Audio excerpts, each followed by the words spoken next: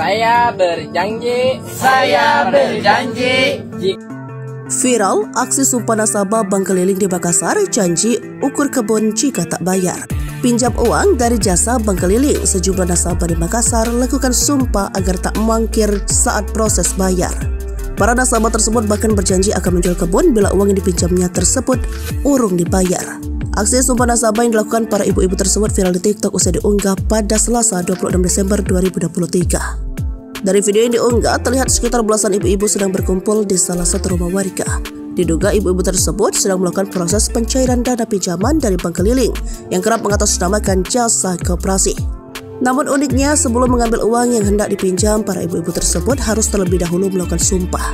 Sumpah nasabah, saya berjanji jika saya tidak mampu membayar angsuran bank Emok, maka saya akan mengukur kebun, ucap para peminjam. Diduga aksi sumpah tersebut dilakukan lantaran banyak nasabah yang kerap mangkir dan menghilang saat ditagih.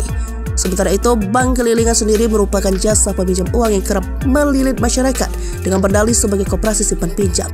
Masyarakat dapat meminjam uang dengan jumlah ratusan ribu hingga jutaan rupiah, lalu mengembalikannya dengan cara dicicil setiap hari, bulanan atau bulanan tergantung perjanjian dengan nasabah.